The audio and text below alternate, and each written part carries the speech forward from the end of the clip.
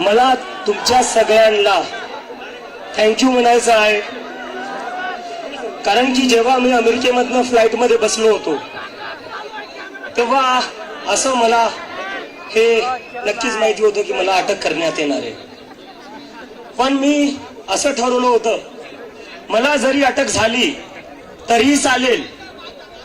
मला माहिती होतं, मला भरोसा होता की तुम्ही लोक ही मूव्हमेंट पुढे चालवणार आणि ही तुमचीच ताकद होती, ही तुमचीच शक्ती होती, ज्याच्यामुळे हे लोक मला अटक नाही करू शकले. मी जेव्हा अमेरिकेवरून निघालो, माझी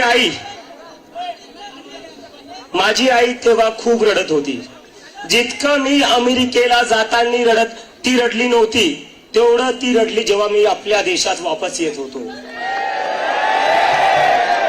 कोणत्या आईला असं वाटत नसेल की तिचं लेकरू घरी आलं पाहिजे, पण तरी ती म्हणली, घरी तू इंडियात वापस येऊ नको, हे लोक तुला अटक करतील, नाही ते तुझ्यासोबत काही बरं वाईट करतील. आणि हे सांगायचं कारण म्हणजे ही फक्त माझ्या एकट्याची सिच्युएशन नाहीये. असे सगळे आई वडील इथं बसलेले असतील आज, ज्यांना वाटतं की माझा मुलगा जर राजकारणावर बोलला, माझी मुलगी जर सरकारला प्रश्न विचारेल, तर त्यांच्या सोबत काही बरं वाईट होईल किंवा केस टाकल्या जातील. तर ही सगळ्या आई वडिलांच्या मनात भीती आहे. तर मला फक्त त्या आई वडिलांना सांगायचं आहे, तुमच्या मुला मुलींना तुम्ही बोलवण्यापासून थांबू नका. जेलमध्ये जायचं असेल तर मी जाईल, पण तुम्ही तुमच्या मुला मुलींना बोलवण्यापासून थांबू नका. त्यांना बोलू द्या. जोपर्यंत ते बोलणार नाही तोपर्यंत ही सरकार अशीच आपल्याला ग्रँटेड घेत राहील. ते आपल्याला कुठंच होऊ द्यायचं नाहीये. आणि आता येतो मी कॉकरोचवर. त्याच्या आधी आपण एक नारा लावू, I am cockroach, I am cockroach, I am cockroach, I am cockroach, I am cockroach, I am cockroach, I am cockroach, I am cockroach, I am cockroach, I am cockroach, I am cockroach, I am cockroach. तर मित्रांनो,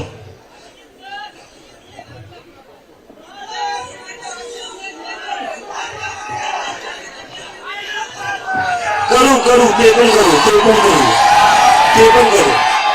पण करू. आता cockroach जनता party, जेव्हा मी हे सुरू केलं, हे मजाकमध्ये सुरू झालं होतं, पण हा तुमचा असंतोष होता, हा तुमचा राग होता या सरकाराविरोधात, ज्यांनी या मजाकाला एक सिरियस मुवमेंट बनवून टाकलेलं आहे. So thanks to all of you for that.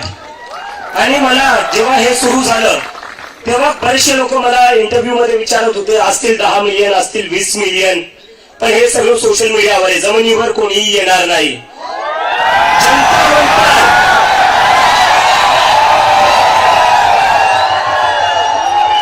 Jantar मंतरवर जेव्हा मी गेलो तेव्हा पूर्ण जंतर मंतर भरलेलं होतं. आणि मी आज सकाळी सगळ्या मीडियाला सांगत होतो, जंतर मंतर पेक्षा जास्त कॉकरोच आज पुण्यात येतील. आणि पुण्याने ते करून दाखवले. जंतर मंतर पेक्षा मोठी सभा आज आपली झालेली आहे. आणि काय हे लोक, जेव्हापासून ही मुवमेंट सुरू झालेली आहे, काय मागतोय आम्ही फक्त राजीनामा मागतोय. कशासाठी मागतोय? नीटचे 22 लाख स्टुडंट, सीबीएसईचे 17 लाख स्टुडंट, सीयूईटीचे 16 लाख स्टुडंट, एसएससी जीडीचे 40 लाख स्टुडंट, असे 1 करोड पेक्षा जास्त स्टुडंट आहे ज्यांच्यासोबत असे 1 करोड पेक्षा जास्त स्टुडंट्स आहेत ज्यांच्यासोबत अन्याय झालेला आहे. आणि तरीही कोणी जिम्मेदारी घ्यायला तयार नाहीये, तरीही कोणी राजीनामा द्यायला तयार नाहीये. तर आमचं हे म्हणणं आहे की तुम्ही कधी पण अशी बिनलाजापणे तुमच्या खुर्चीवर बसून राहाल. आणि आपल्या देशाचे जे विश्वगुरु आहेत,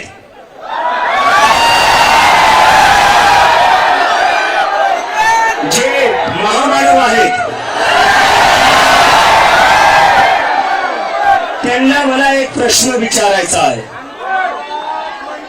मला त्यांना एक प्रश्न विचारायचा आहे.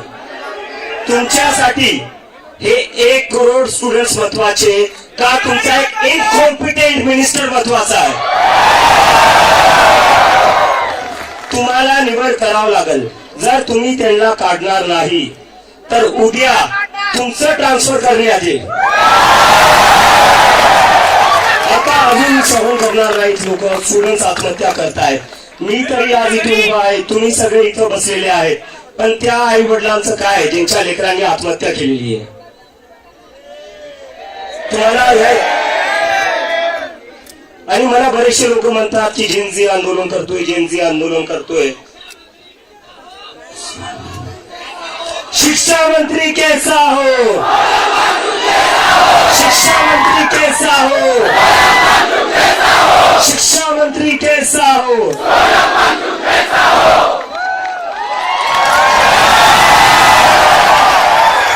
आणि अजून एक सोनम वांगचुक सर,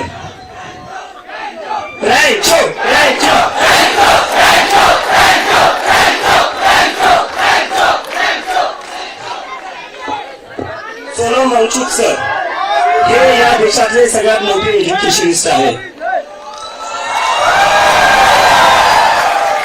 अशा माणसाला शिक्षा मंत्री करण्याच्या जागी यांनी जेलमध्ये टाकलेलं होतं. आज मी बातमी वाचली, जी जंतर मंतरवर एक टीचर आली होती आमच्या मुवमेंटला सपोर्ट करायला, तिलाही सस्पेंड करण्यात आलेले आहे.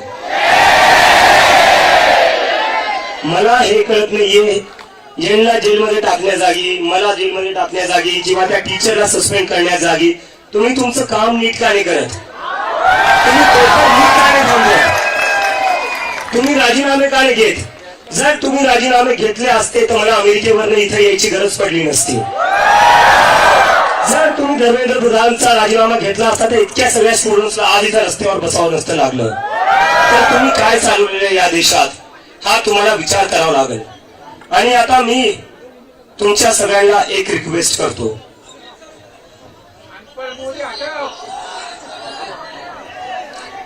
आता मला एक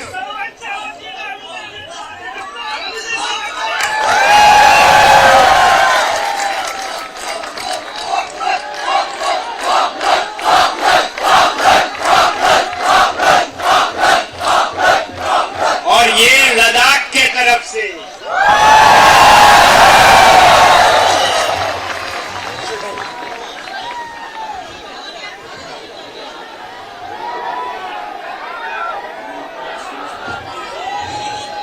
डिग्री आहे, नोकरी कुठे आहे?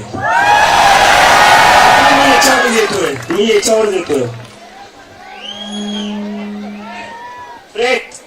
मित्रांनो, मागच्या 10-12 वर्षात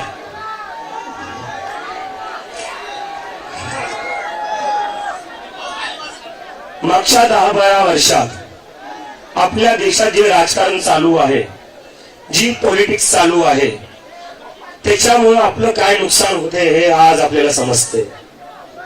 10-12 वर्षापासून देशात नुसतं हिंदू मुसलमान हिंदू मुसलमान हिंदू मुसलमान चालू आहे. याच्यानी हे करता काय? याच्यानी हे आपल्याला कुठं ना कुठं मॅनिप्युलेट करताय. आपण ऍज अ सिटीजन विचार करणं बंद केलेलं आहे. आपण हिंदू किंवा मुसलमान आहे ज्या पर्स्पेक्टिव्हने आपण विचार करतोय, त्यांना पण हेच पाहिजे, त्यांना डिवाइड करायचं आहे. कारण की जेव्हा तुम्ही स्वतःचा हिंदू म्हणून विचार करसाल, स्वतःचा तुम्ही मुसलमान म्हणून विचार करसाल, तेव्हा तुम्ही फक्त धार्मिक विषयांचाच विचार करसाल. तुम्ही एम्प्लॉयमेंटचा विचार नाही करणार, तुम्ही एज्युकेशनचा विचार नाही करणार, तुम्ही जॉब्स, महागाई याचा विचार नाही करणार. तर हे लोक 10 वर्षात त्या गोष्टीत सक्सेसफुल झालेले आहे. पण आता तुम्ही सगळे लोक इथं जमलेले आहेत, ही आपल्या सगळ्यांची जिम्मेदारी आहे की या देशात याच्या पुढे हिंदू मुस्लिमची राजनीती नाही चालणार. हिंदू मुस्लिम की राजनीति नहीं चलेगी, नहीं चलेगी, नहीं चलेगी. हिंदू मुस्लिम की राजनीति, हिंदू मुस्लिम की राजनीति नहीं चलेगी, नहीं चलेगी. हिंदू मुस्लिम की राजनीति नहीं चलेगी, नहीं चलेगी. कुठे ना कुठे आपण विचार केला पाहिजे. या हिंदू मुस्लिमच्या राजनीतीने राजकारणाने आपल्याला दिलं काय? आज देशात 40 वर्षात सगळ्यात जास्त अनएम्प्लॉयमेंट आहे. कशामुळं? कारण की नुसतं हिंदू मुस्लिम मध्ये अडकून ठेवले, फसून ठेवले आपल्याला. काय चालू आहे आपल्या देशात? हिंदू मुस्लिम चालू आहे, त्याच्यात आपल्याला भेटतं काय? असतं खड्डे भेटतायत.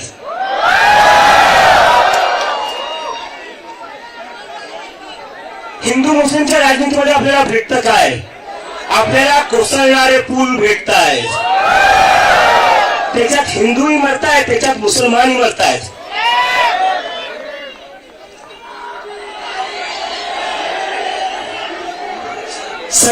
सगळं जग AI मध्ये पुढे चाललंय, सेमी कंडक्टर मध्ये पुढे चाललंय, क्लीन एनर्जी मध्ये पुढे चाललंय.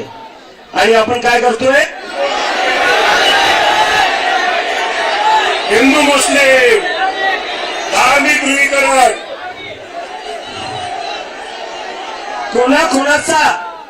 कोणाचा हिंदू मुस्लिमच्या पॉलिटिक्स मुळे फायदा झालाय?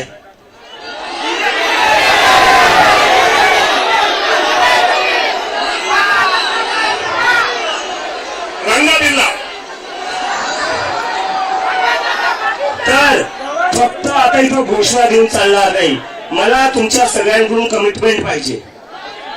यानंतर कोणीही हिंदू मुस्लिमच्या पॉलिटिक्स मध्ये अजिबात एंगेज करणार नाही.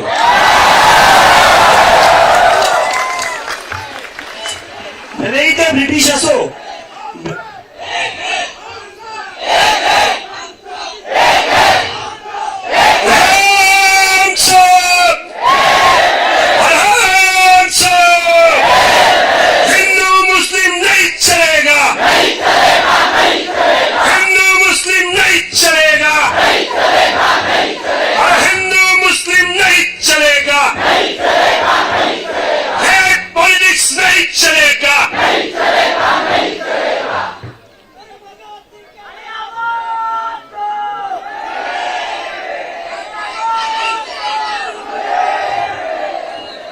आता मी येतोय का? नाही, ठीक आहे.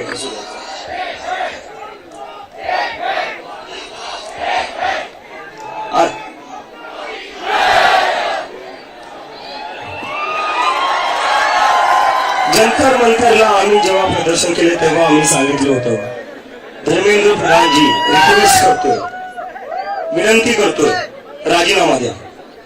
जर तुम्ही राजीनामा नाही दिला तर पुण्यातले आज एवढे जिथं लोक बसलेले ते सगळे दिल्लीला 20 तारखेला येतील. कोण दिल्लीला 20 तारखेला येईल? हात वरती करा. चलो दिल्ली, चलो दिल्ली, चलो दिल्ली, चलो दिल्ली. धर्मेंद्र प्रधान राजीनामा द्या. चलो दिल्ली, चलो दिल्ली. आणि या आंदोलनाची, देशव्यापी आंदोलनाची सुरुवात मी पुण्यातून केली आहे, कारण मी स्वतः पुण्यातून शिकलेलो. ज्या युनिव्हर्सिटीमधून मी कितीदा चक्रा मारलेल्या, कितीदा मित्रांना भेटायला आलेलो, तर मला कोणी विचारलं असं काही पुणेच का? अरे म्हणलं पुणे माझं होम ग्राउंड आहे. मला म्हणत होते दिल्ली जशी गर्दी झाली तशी पुण्यात होईल का? म्हणलं जर माझ्या होम ग्राउंडवर गर्दी नाही होणार तर कुठं होणार? Punekar with you, Punekar with you, Punekar with you.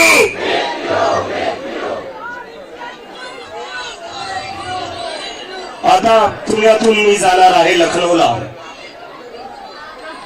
तिथून मी जाणार आहे लखनौ नंतर अमृतसरला, जयपूर, बँगलोर, जिथं जिथं गरज पडेल मी तिथं जाईल. आणि या देशातला सगळा युवा, सगळे स्टुडंट्स 20 तारखेला दिल्लीला येतील. आणि धर्मेंद्र प्रधानचं रेजिग्नेशन घेतल्याशिवाय वापस जाणार आहे. 20 जूनला आपल्याला दिल्लीला यायचं आहे.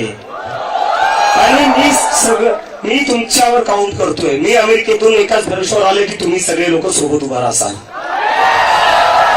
आणि मला आता गॅरंटी आहे की तुम्ही नक्की सोबत उभा राहाल. आणि आता मी एक अनाउंसमेंट, जब तक इस्तीफा नहीं होता है तब तक चलेगी.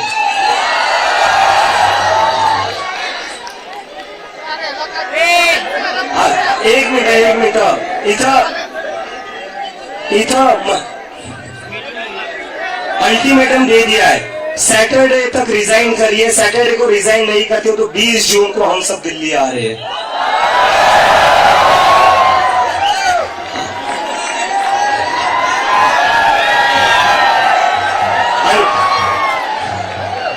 जरा लक्ष द्या महत्वाचं झाले.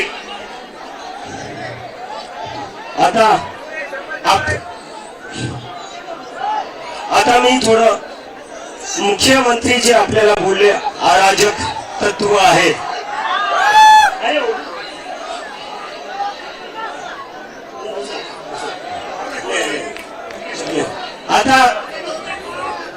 आता आपल्याला, मी जेव्हा जंतर मंतरवर निघालो एअरपोर्ट वरनं बाबासाहेब आंबेडकरांचं असंच एक पुस्तक घेऊन, त्याच्यावर मुख्यमंत्री साहेब बोलले अराजक तत्व.